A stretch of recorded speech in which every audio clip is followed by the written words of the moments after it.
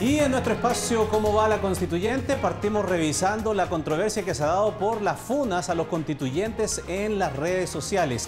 Y eso ha originado un intenso debate del que nos cuenta Álvaro Pachi, como de costumbre. Álvaro, ¿cómo estás? ¿Cómo estás, Ramón? Muy buenas noches. Claro, ha sido un debate que se instaló prácticamente incluso antes de que la convención comenzara a funcionar como tal. Ha sido objeto de discusión entre los convencionales, ha habido tensión, lo hemos visto incluso desde el día mismo de la instalación, y eso ha generado que un grupo de convencionales haya propuesto un reglamento que tiene que ver precisamente con terminar con las funas, con fake news, que también es una situación que ha generado más de alguna discusión a propósito de actuaciones en el pasado de algunos convencionales.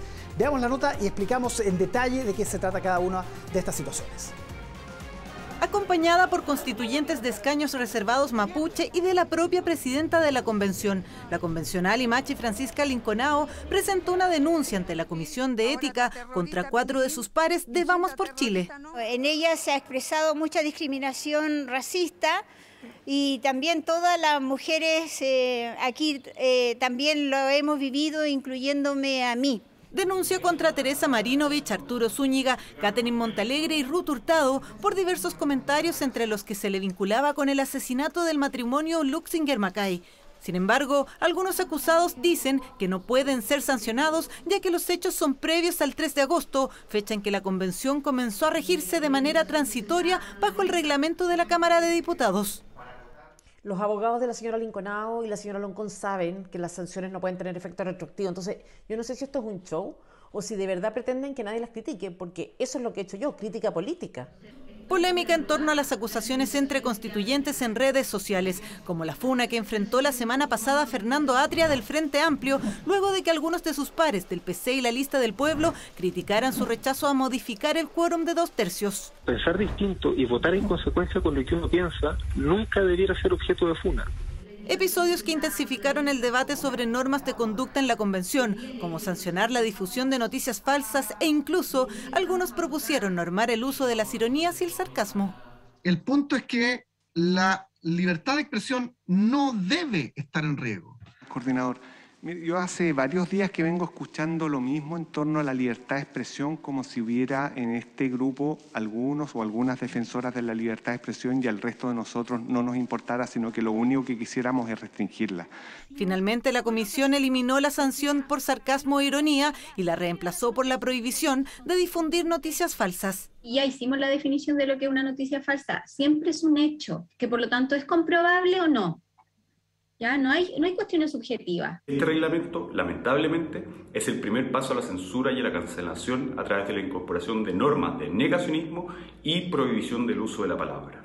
También se propuso que la ciudadanía pueda presentar directamente denuncias contra constituyentes en materias de probidad y transparencia, propuestas para el reglamento en espera de ser ratificada mediante la votación del Pleno de la Convención. Bueno, eso en cuanto a la discusión sobre las conductas, porque en paralelo se ha ido avanzando a algunos acuerdos en torno a cuáles debieran ser las sanciones, Álvaro, que podrían enfrentar eventualmente los constituyentes. Sí, aclaremos, Ramón, que todo esto es interno. Los convencionales pueden ir, por ejemplo, a la justicia. Hoy día Teresa Marinovich concurrió hasta la Fiscalía con pruebas sobre situaciones que ella vivió en las redes sociales, amenazas, en fin. Todo lo que estamos hablando es interno, pero revisemos cuál es precisamente ese reglamento que estábamos planteando. Hemos preparado esta gráfica sobre las sanciones a los constituyentes. Primero está la amonestación para los hechos que son menos graves de alguna manera, ¿no? Está la censura, que finalmente, claro, decíamos entre un 5 y un 15% de la dieta mensual para el caso de la amonestación. En el caso de la censura, es un reproche por escrito con publicidad e informando al Pleno sobre la inhabilitación para cargos de responsabilidad de la Convención. Presidente de alguna comisión, evidentemente algún cargo en la mesa. Aquí ya sube entre un 15 y un 30% de la dieta mensual. Después ya tenemos un grado mayor, la suspensión, que inhabilita para los mismos cargos que mencionábamos anteriormente. Pero esto es como las tarjetas amarillas en el fútbol, se pueden ir acumulando. ¿Qué pasa, por ejemplo, cuando un convencional tiene 3 censuras, por ejemplo? Ahí son 15 días sin derecho a voz, pero con derecho a voto, como vamos a ver en la gráfica, también lo hemos establecido. De todas maneras, claro, esto se va a ir, si es que ya la persona insiste, este convencional, más de 3 censuras, evidentemente puede incluso agravarse esta situación. Hay otras sanciones que una comisión va a poder determinar, una comisión que van a tener que nombrar. Por ejemplo, la obligación de distancia entre personas cuando ha habido algún incidente entre ellos, prohibición de contacto entre responsables y víctimas de algunas de estas situaciones que veíamos, restricción del uso de la palabra en el Pleno, también en las comisiones, y también este ofrecimiento de disculpas públicas.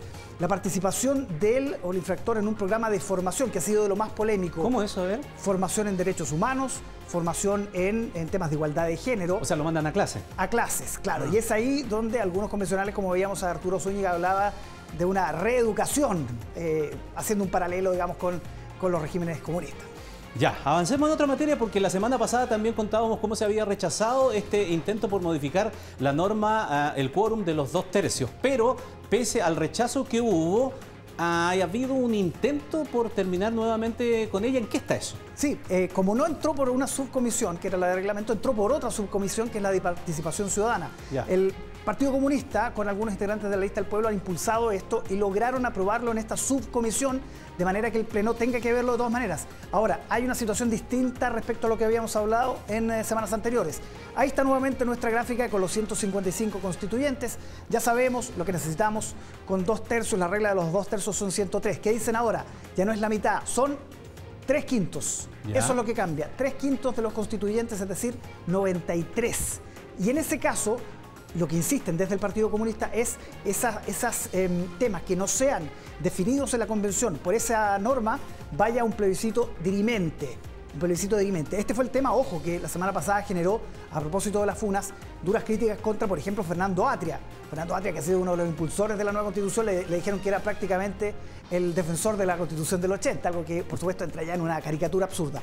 ¿Qué dijeron hoy día? Hay diferencias, nuevamente, entre el Frente Amplio y el Partido Comunista. Revisamos algunas de esas declaraciones. Todavía no tenemos una postura tomada. Yo personalmente soy contrario a los plebiscitos dirimentes en la medida o en la forma en la que se ha planteado, es decir, para de alguna forma saltarse la deliberación colectiva que se dé al interior de la convención. Estamos a la espera de que se pueda discutir esta semana, vamos a seguir insistiendo en aquello.